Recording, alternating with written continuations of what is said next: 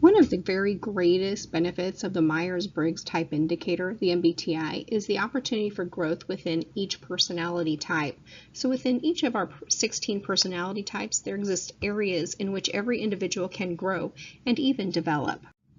Starting with the general description and characteristics of the ENFP, we notice that they are warmly enthusiastic and imaginative, and they see life as it's always full of possibilities.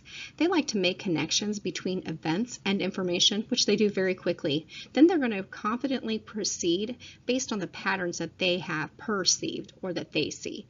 They want a lot of affirmation from others, a lot of affirmation, but because of that, they readily give a lot of affirmation, appreciation, and support.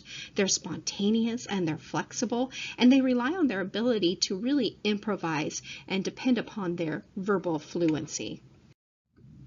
Others really see this ENFP as a very gregarious, social, lively person, and that's because they have a very large circle of friends. They are interested in just about anything that's going to add a lot of enthusiasm, enjoyment, and zest to life. They're almost like a magnet. They draw other people to them.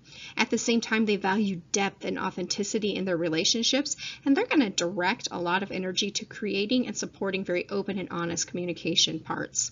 They hate routines, schedules, structures, and they're going to do whatever they can to avoid those. And although they're normally very verbally fluent, they really become awkward and they have trouble expressing their judgments with any kind of intensity when it comes to their deepest values. People tend to see them as personable, perceptive, persuasive, enthusiastic, spontaneous, versatile, and they also give and seek affirmation. Within their two strongest preferences, which are feeling and intuition, they really need to develop these. If they don't develop their feeling, they go from one enthusiastic or great thing to another, but they never commit enough energy to anything to actually take care of their insights, or they might make some overly personal decisions. If they don't develop that intuition side, they really fail to take in enough information, and then they lack trust in their own insights. They're uncertain, and they may even accept other people's perceptions a little too quickly. They need to be appreciated for who they are, just like all the other personalities. And when they're not, they become frustrated, and they're going to be scattered, they're going to have trouble focusing, and they're easily distracted.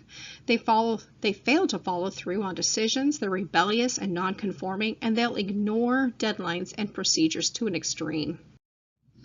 Of course, just like all personalities, it's really natural for an ENFP to give less attention to their non-preferred styles, which is sensing and thinking. But if they neglect them too much, they really end up with some problems.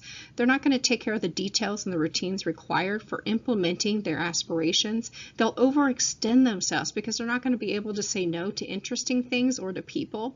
They'll fail to apply logic, and they'll fail to apply reason to even assess their decisions. Under great duress, though, the ENFPs become very overwhelmed to detail, and they lose their perspective and the sense that they have of their options. And they're going to tend to focus on unimportant, distorted, silly details because they've lost their focus in life.